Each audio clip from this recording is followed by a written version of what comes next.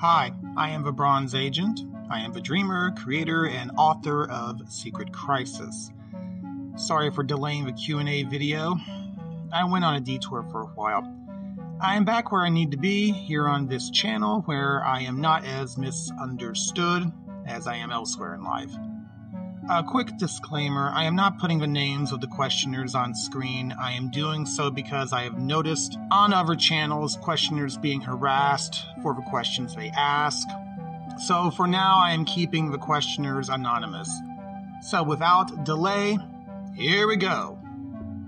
In your Earth 1 timeline, what groups and factions were present during both World War I and World War II? For clarity, World War I is called the First Global War on Angor. Power Princess was indeed present during the First and Second Global Wars. In the first one, she met Howard Shelton Sr., whose wife had passed away and whose son was at Yale. Howard crushed on her, but she did not reciprocate. Between the wars, Howard Sr. passed away, and during the Second Global War, Howard Jr. met Power Princess, and he too crushed on her, but she reciprocated with him. However, he was killed sometime after D-Day, and so she fell for a fighting American. Alrighty, I'll play ball. Describe the key relationships and opinions the Squadron and the Champions share with one another. The Champions are not mentors to the Squadron. They are more punk. The Champions are shocked to find Angor so dystopian upon their return from the Secret Wars. Crusader and Hyperion are antagonistic, much the same way Captain America and Superman were antagonistic in JLA Avengers. Crusader has seen oppression and suppression for centuries.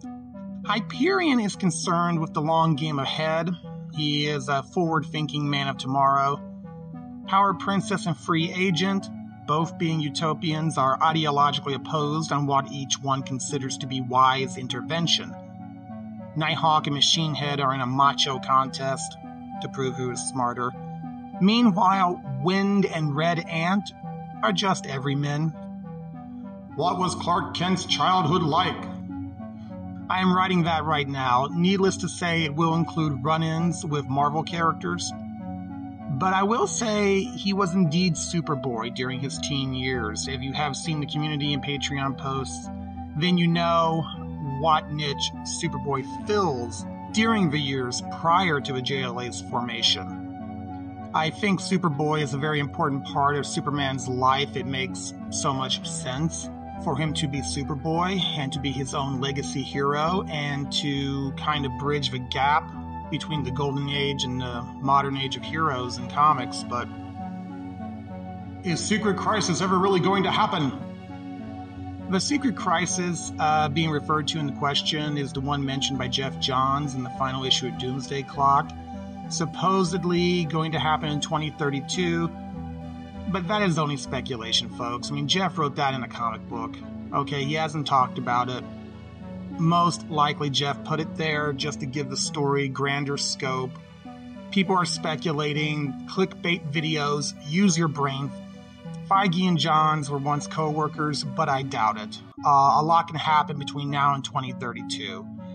In all likelihood, nothing will happen at all, or the JLA has an adventure with the Retaliators, who are DC's versions of the Avengers.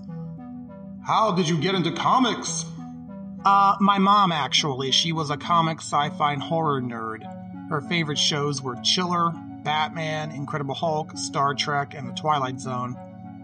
She had this picture of herself as a little girl standing next to her comic book collection, which was stacked higher than she was. I grew up in the buckle of the Rust Belt. Kids would sell their storybooks, activity books, sticker books, watercolor books, you name it, door to door. And Mom would buy these books for us, and the comics were usually Bronze Age DC.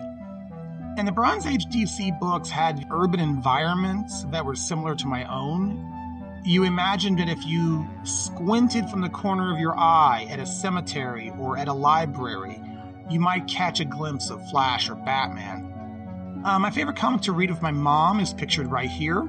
And even when she suffered so badly from depression, she would take time and energy to read it to me. Because of her, my affection for comics is about fragility of characters, heroes reaching out, villains lashing out, world building, finding the colorful among the browns and the grays. How did you come about Secret Crisis? I'm starting to sound like Sasha on her channel. From playing with my action figures as a kid, I was fortunate to have an array of toys from many different toy lines, and I enjoy mixing things. To me, it's all one world. I don't get why people say you can't blend the two because they're so different. I think it's because some people just don't have reading ability, to be honest about it. What is the secret sauce to creating Secret Crisis? Keeping the characters on brand. When you combine realities, you might change the context of certain characters in that world, but you must keep the origins, powers, and personalities as much the same as possible. It is respectful. It makes the combination of realities more impactful. And from a writing standpoint, it is discipline. You cannot create anything without discipline. As a creator, discipline is everything. Otherwise, you wind up with self-indulgent nonsense. I read over a decade ago, someone made a timeline combining realities, and they had Superman being raised by Charles Xavier. Why? Was there any logical story, branding reason why that had to happen? No. Made no sense. For an example of pointless, undisciplined indulgence, look at half of the Amalgam comics. Just no purpose or point. And then you got most of Marvel Max. Same thing. And then the early post-crisis DC books. Why did you have to change the origins but keep everything else that would take place after that canon? It made no sense. No one's reading it for the new origins. They're reading it for the stories going forward. Self-indulgent nonsense. Who is the villain behind your Secret Crisis? Not an original villain. The villain and the henchman are characters known to fans, but never published in any comic or created for any show or film or adapted for any show or film or radio program. I hope I've answered some of the biggest questions. I did multiple takes trying to make it sound perfect, but you know what? I think being raw is more impactful. So thank you for listening. If you have any questions, you can post them in the comments below. I am the Bronze Agent. I'm out.